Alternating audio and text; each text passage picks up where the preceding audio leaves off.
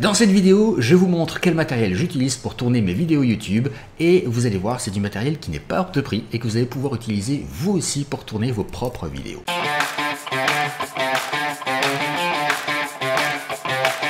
Hello, je suis Gabriel Miquet et sur cette chaîne YouTube, je vous explique comment gagner votre liberté financière sans passer toute votre vie à travailler et attendre une retraite qui ne viendra jamais. Dans cette vidéo, on va faire un petit peu une présentation de matériel. Ce sera très rapide et vous allez voir que vous ressortirez avec une liste de courses pour aller acheter votre propre matériel et faire des vidéos de bonne qualité, vous aussi, depuis chez vous, depuis votre salon, votre canapé ou votre bureau, à vous de choisir. On va commencer par la caméra. Comme tu peux le voir, l'image est de bonne qualité. J'ai une bonne fluidité quand je bouge plutôt rapidement, même si en arrière-plan le flou n'est pas hyper prononcé parce que je l'ai paramétré comme ça. Cette caméra est capable de filmer en HD avec une très bonne qualité. Je vais te montrer, je vais partager mon écran. Hop, et là tu vois, je suis sur Amazon. C'est là que je l'ai acheté, de toute façon, c'est là que j'achète mon matériel en général. Tu vois ici cette caméra qui est la C920 HD Pro de Logitech.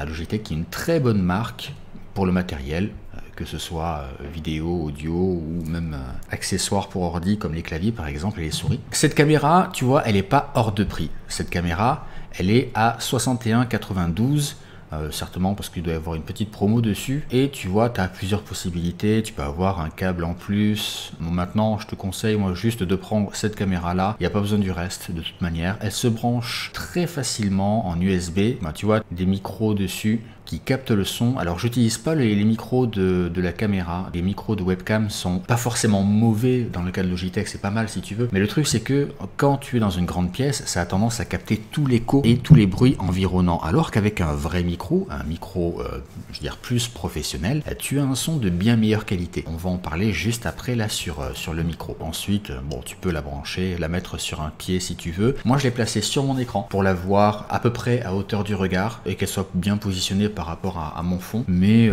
t'en fais ce que tu veux en fait. Si tu veux aller tourner ailleurs, tu peux la brancher sur ton PC portable et tourner à l'extérieur, ce sera aussi bien. Tu peux très facilement modifier les paramètres de la caméra pour corriger les couleurs, pour corriger la luminosité, le gain, etc. Et elle peut s'adapter autant en zoom que en luminosité automatiquement en suivant ton visage et en prenant en compte la luminosité ambiante. Donc c'est une très bonne caméra et comme tu peux le voir, c'est loin d'être hors de prix.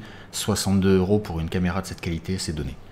On va passer ensuite au micro. Alors les micros, moi j'utilise, tu as dû en entendre parler assez souvent je pense, c'est le Blue Yeti. J'avais tenté un autre micro avant, il était pas mal, mais il était loin d'avoir une qualité aussi énorme que le Blue Yeti. Alors je vais prendre la caméra et bouger un petit peu, que tu vois. Alors sur mon bureau c'est le bordel, c'est pas grave. Hop, voilà, tu vois ici j'ai le Blue Yeti avec un petit quelque chose ici, dont je vais te parler juste après. Hop. Donc tu peux le voir, là le Blue Yeti est calé juste ici à côté. J'aurais pu le mettre devant, j'aurais pu le mettre un peu n'importe où. En fait, celui que j'ai choisi c'est le Blue Yeti Pro, c'est pas le Blue Yeti classique. Pourquoi? Parce que je le trouve plus joli. Il est plus cher, bon il est de meilleure qualité aussi, mais c'est pas utile pour toi je pense, à moins que tu chantes, que tu fasses de la voix off, je sais pas, que tu aies des trucs vraiment poussés au niveau vocal, d'avoir un micro comme celui-ci. Je vais te montrer sur Amazon. Alors voilà, il existe plusieurs versions. La version de base, tu vois ici, tu l'as à partir de 103 €. Je descends, il n'y a pas moins cher. Non. Donc voilà, le Blue Yeti, tu l'as à partir de 103 € sur ce design là. Alors moi, j'ai pas pris ces designs là parce que je le trouve un peu trop gadget, un peu trop joué. Et du coup, je suis parti sur le Blue Yeti Pro. Alors regarde bien, celui-ci est à 103,99 €. Le mien, il est à 287,79 €. Il est bien plus classe, entièrement en métal, un look plutôt rétro, bien sympathique, qui fait pas jouer, qui fait vraiment pro. Maintenant, c'est une histoire de choix, en vrai. C'est plus le design que le reste qui fait la différence. Donc à toi de voir si un micro comme celui-ci te convient. De toute façon, la qualité est très bonne. Ou à voir si tu préfères, comme moi, avoir un super beau micro sur ton bureau et voire même le faire apparaître en vidéo, parce que ça m'est arrivé aussi sur mon ancienne chaîne YouTube d'avoir le micro apparent et d'avoir ce chouette micro. Alors on va aller voir, on va juste cliquer sur celui-ci pour commencer. Voilà, tu vois, il est disponible dans plusieurs couleurs. Donc si tu veux, c'est pas mal, c'est vraiment pas mal. Ça fait un peu plastique, mais c'est pas mal. Après, on s'en fout en vrai de l'apparence si personne ne le voit, si on veut pas le mettre en valeur. Le micro en lui-même est très bon. Moi j'ai eu tendance à prendre le mien pour le design, mais aussi si tu regardes ici, tu vois, là les vis c'est du plastique, le support c'est, je pense pas que ce soit vraiment du plastique, mais si c'est possible que ce soit du plastique. Moi tout est en métal, là le micro il bouge pas, voilà, j'ai confiance en mon matériel, je sais que si je le garde pendant 10 ans, il va fonctionner pendant 10 ans sans se casser. Bon, après j'ai tendance à faire particulièrement attention à mon matériel, mais c'est un micro qui est excellent et qui fonctionne très très bien. Donc tu vois ici, on a tous les micros Blue Yeti, je pense que tu peux trouver ton bonheur et même la sortir à ta déco. Voilà, et ensuite on va aller voir le Blue Yeti Pro, le Pro qui est juste là, que j'adore, vraiment je l'adore. Voilà, et là tu vois la différence, c'est entièrement en métal. Ah, les vis, bon le support est en plastique aussi, mais c'est solide. Par contre, tout le reste ici, là, tout ça c'est que du métal. C'est entièrement métallique. Voilà, et la qualité, bon, on la ressent, quoi. Par contre, c'est vrai qu'il est à quasiment 300 €.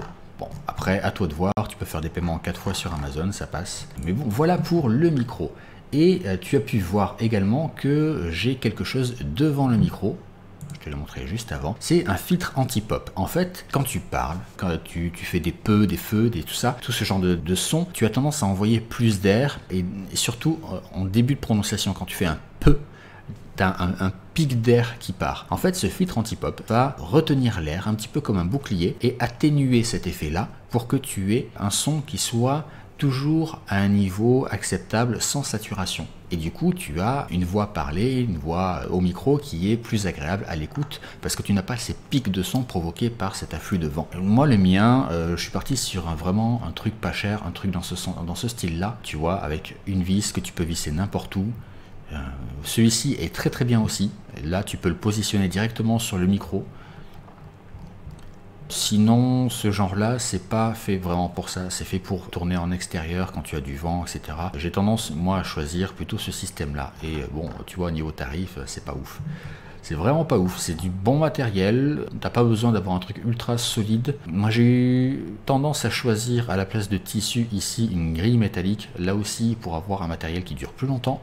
Et pour avoir un matériel qui donne une impression plus de qualité aussi, parce que quand j'achète du matériel, c'est pas du jetable, c'est du matériel que je compte garder et utiliser longtemps. Et d'ailleurs, ça fait plusieurs années que j'utilise tout ce matériel et ça fonctionne très bien. J'ai pas une rayure, tout est comme neuf. Et tu l'entends, le son est vraiment bon, le son est très très bon et l'image aussi est très bonne. On va en rester là pour ce matériel. Si tu as des questions, pose-les en commentaire. Moi je te mets les liens de tout ce matériel directement sous la vidéo. Tu pourras cliquer et aller voir directement les descriptions. Abonne-toi. Active la cloche de notification pour avoir des alertes lorsque je posterai les nouvelles vidéos. Partage la vidéo parce que d'autres personnes ont envie de se lancer aussi et se posent la question de qu'est-ce que je dois prendre comme matériel et tu les aideras en le faisant. Et on se retrouve très vite dans une prochaine vidéo. Ciao!